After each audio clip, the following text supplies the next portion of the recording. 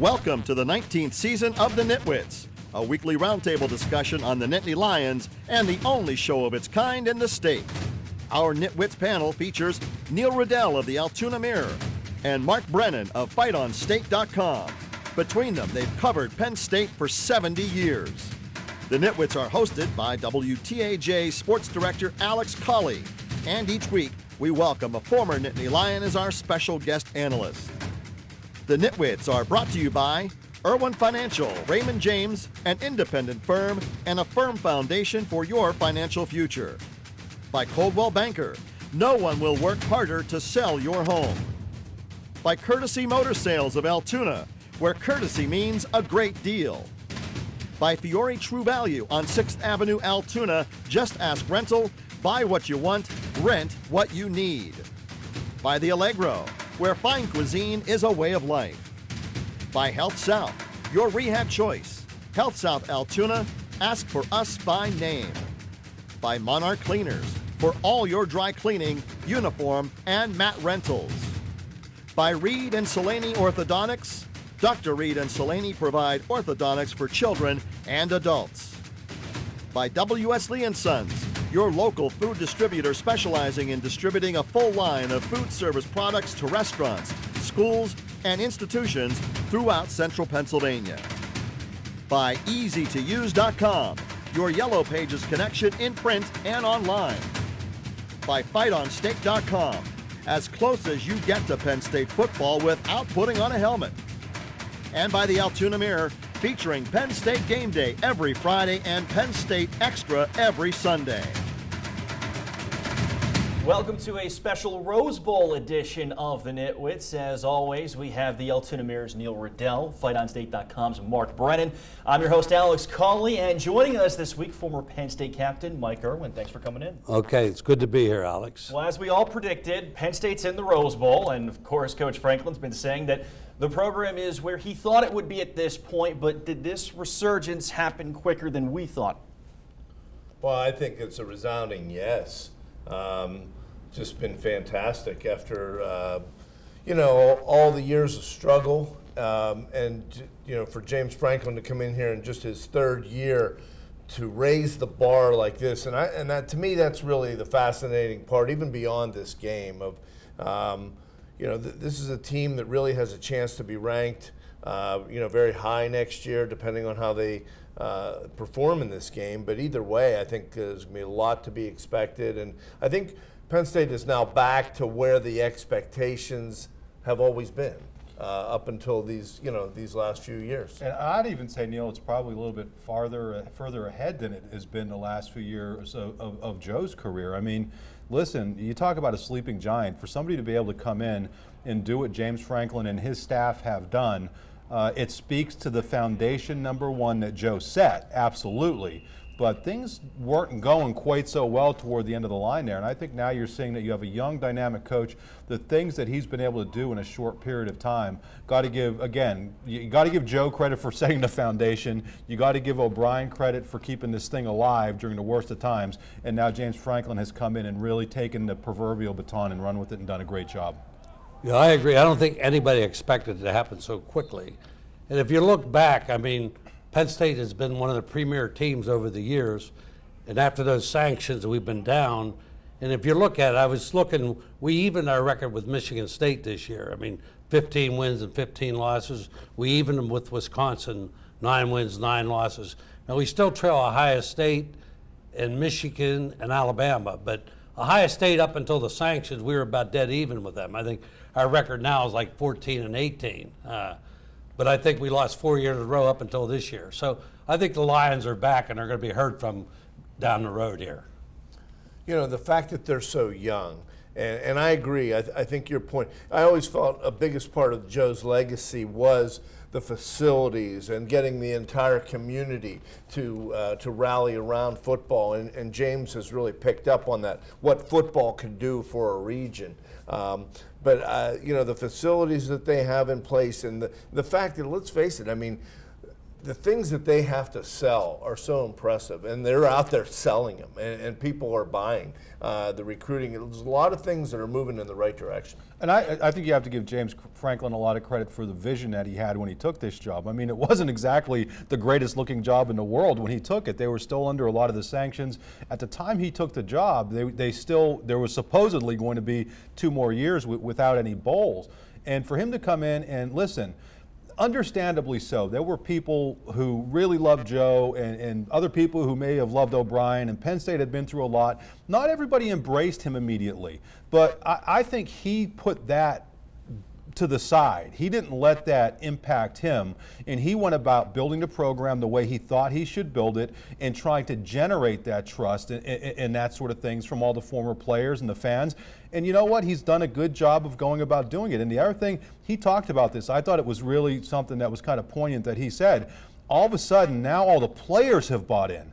It was very difficult for those players who had been through all the difficult times to everybody buy in. But now, as Neil said, you have all these young players, and you look at these guys after games, win or lose, they're hugging each other. I mean, there's like a vibe there that's a real positive vibe that he's instilled. You know, his attitude is just so positive all the time. And, I mean, the kids want to play for him, and the recruiting shows that. And they're recruiting this year, it looks like, very well.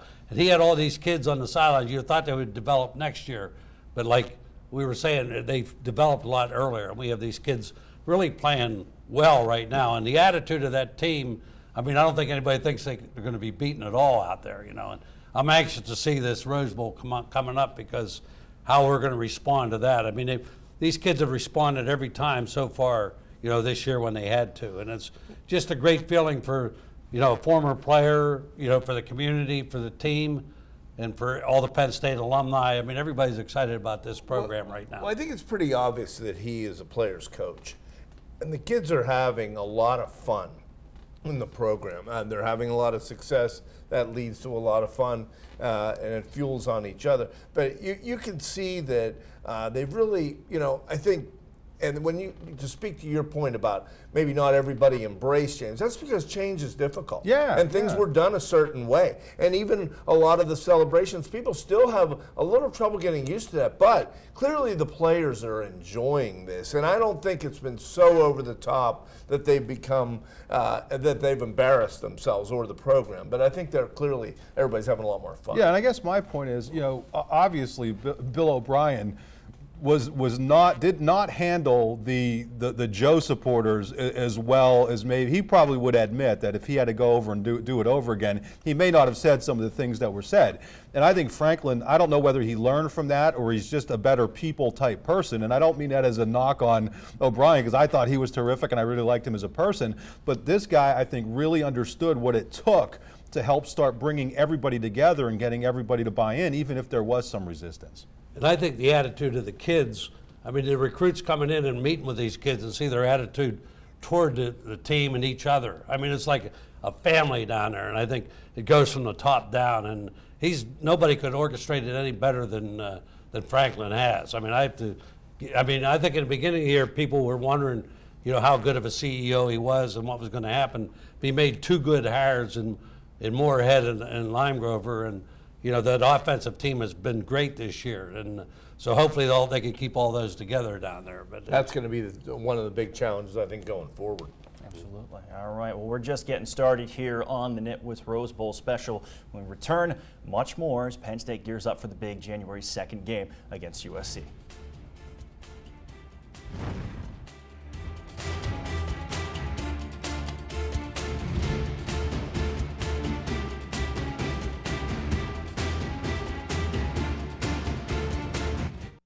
The Nitwits are brought to you by Irwin Financial, Raymond James, an independent firm and a firm foundation for your financial future.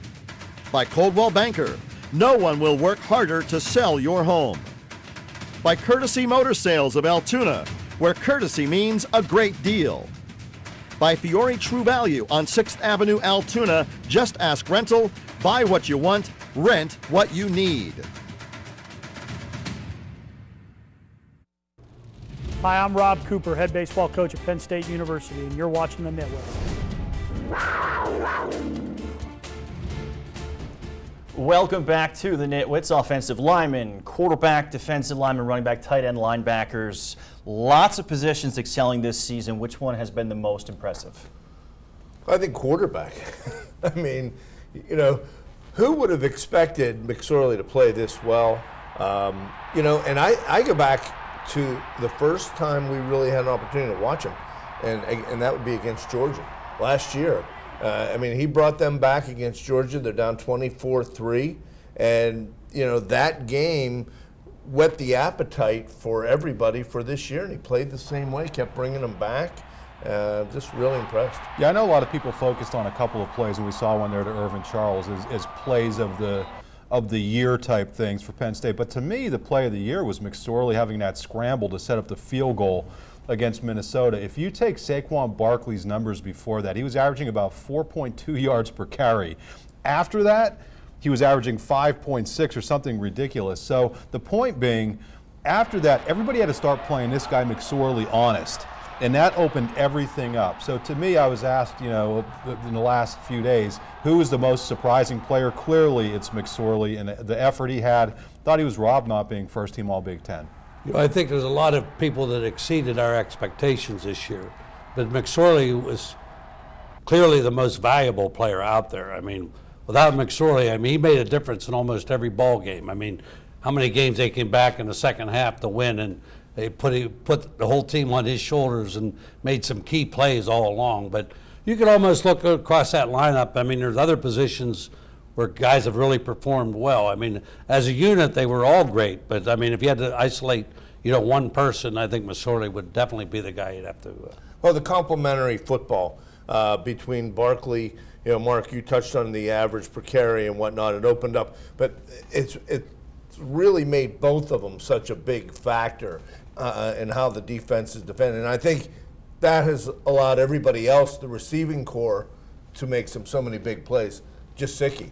Yeah, well, I also think you have to give Barkley a lot of credit for being patient. When that offense wasn't quite clicking early on, he never freaked out. He was very patient. And then when it finally did, when they started getting all that mesh point stuff down and McSorley started running, that really opened everything up. And listen, you know, we could talk about everything, but you have to give a tip of the cap to the offensive line. You know, in terms of surprising, I mean, McSorley is number one to me. The offensive line and that new offense, that had something to do with it, obviously. But those guys stepped up. You know, they have some limitations, but throughout injuries, they played not exceptionally well. They played very, very well and allowed the skill players to do what they needed to do there on offense. You know, and the other thing, the special teams this year have been so good.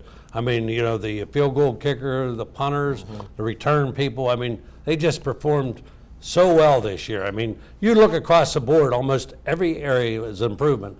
I would say the only area that maybe defensive line took them a while to adjust because they were replacing three, I think, NFL candidates there, and it probably took them a while, but I think they're gelling now, and I mean, the whole team is coming together right now. You know, they would spring a leak last year. The way they've addressed these special teams, the coverage, the lack of penalties generally on the team. They're one of the lower ranked, you know, committed fewer penalties than just about anybody in the Big Ten.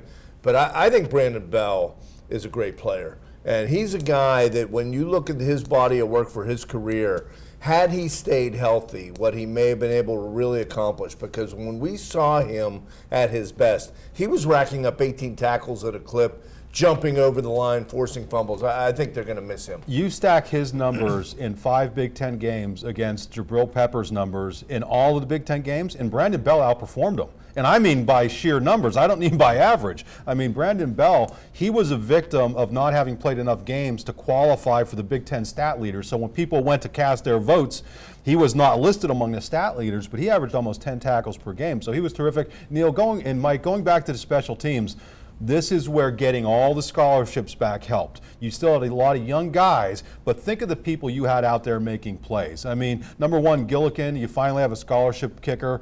Aaron Monroe, you know, here's a redshirt freshman player who didn't do anything else, missed the first 4 games and came in and was playing like a guy with his hair on fire. And there's something to be said for that. They were not having those types of players the last few years because it was way more walk-ons and they didn't have the scholarship depth that they had for special teams. This time last year, we saw some coaching turnover. How comfortable are you with the stability of the coaching staff right now and moving forward? You know, I would think, James Franklin, I think he's going to be around a while. And I don't know, they always talk about Joe Moorhead maybe leaving and Brent Pry being, top candidates. But I don't know. I think Joe Moorhead has been there before and knows what to expect. Being a place like Penn State helps because of the recruiting there. The kids are coming there. So Moorhead, he might make more money for a couple years. I think he's a great coach, and I would hate to see him leave, but I think he's doing pretty well. I don't know when enough's enough, as far as paying these guys. I remember when I was there, It says the financial manager. when I was there, assistant coach made about $5,000 a year. These guys are making $500,000, $1 million. Yeah, but the overall year. cost of living $1.5 million, I think you can live at State College, and you don't have to be a head coach with all that pressure.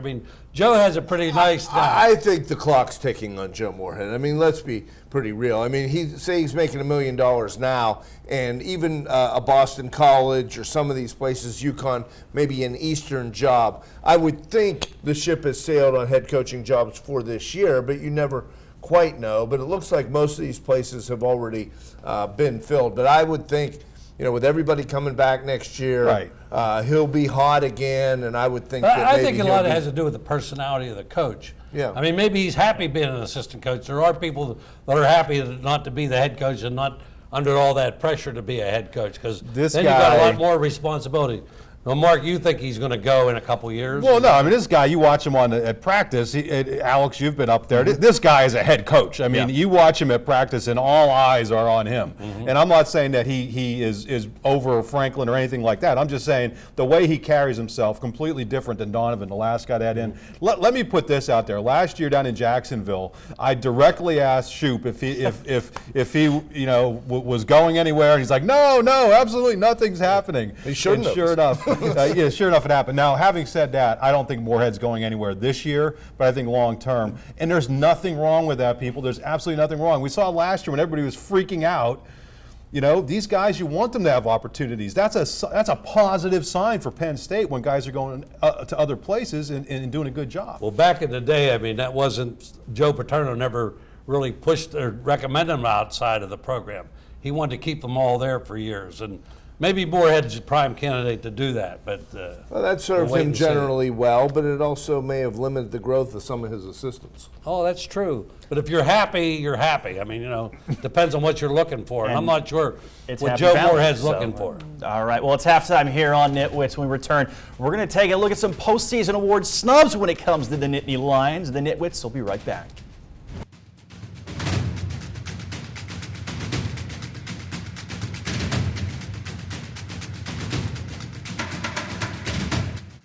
The Nitwits are brought to you by the Allegro, where fine cuisine is a way of life. By Health South, your rehab choice. Health South Altoona, ask for us by name. By Monarch Cleaners, for all your dry cleaning, uniform, and mat rentals. By Reed and Salaney Orthodontics. Dr. Reed and Salaney provide orthodontics for children and adults.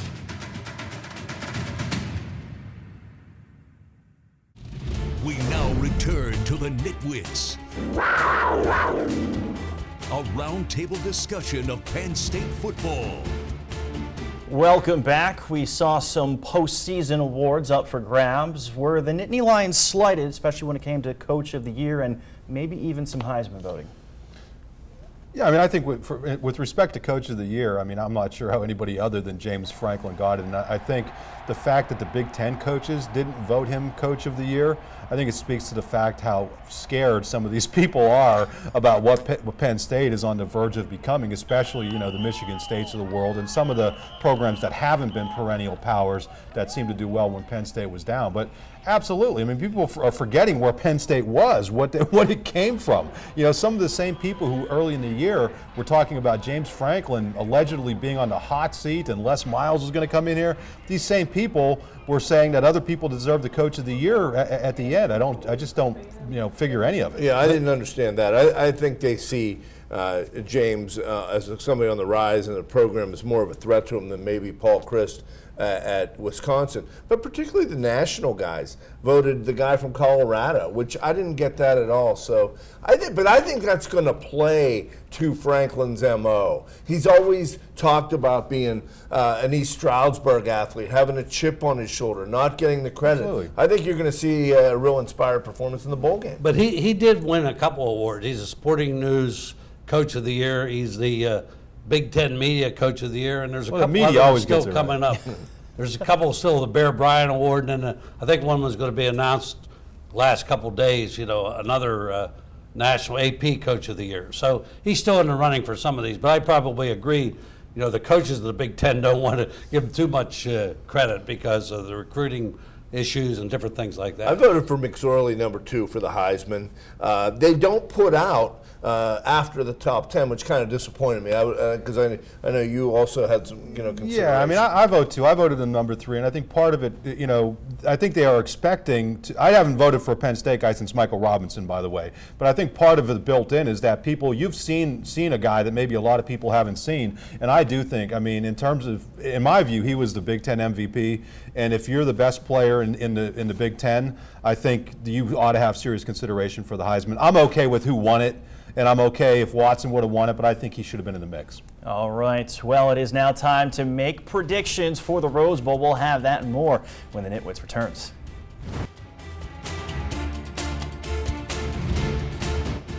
The Nitwits are brought to you by W.S. Lee & Sons, your local food distributor specializing in distributing a full line of food service products to restaurants, schools, and institutions throughout central Pennsylvania. By EasyToUse.com, your Yellow Pages connection in print and online. By FightOnState.com, as close as you get to Penn State football without putting on a helmet. And by the Altoona Mirror, featuring Penn State Game Day every Friday and Penn State Extra every Sunday. All right, it's prediction time. Gentlemen, how do we see the Rose Bowl shaping out? Great matchup, two of the hottest teams in college football. The difference to me is that if you look at who Penn State's beaten over its stretch run, much better quality of competition. USC has beaten one team with a winning record since October 8th. Now, that one team is Washington. As we tape this, we're not sure how good Washington is, but I think Penn State's going to be the better team. Motivated, 35-28. Penn State. Okay, I'll go. I look at that too. In the Pac-10, they really can't stop anybody, and in the Big Ten, Wisconsin, which was stopping everybody, Penn State put 38 on them. So, I could see, kind of another shootout. I think it's an explosive offense. I'm going to say Penn State 34, USC 24.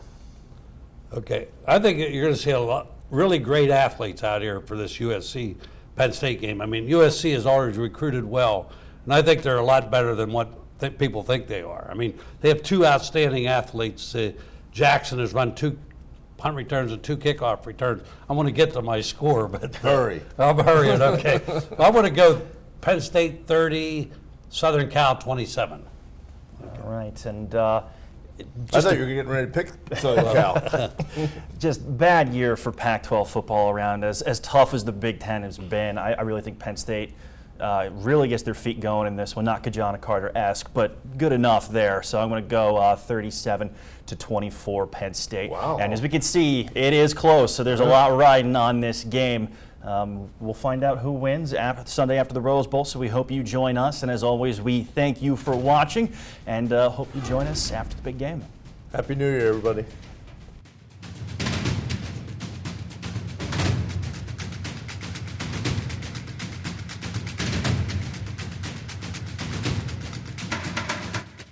The Nitwits have been brought to you by Irwin Financial, Raymond James, an independent firm and a firm foundation for your financial future. By Coldwell Banker, no one will work harder to sell your home.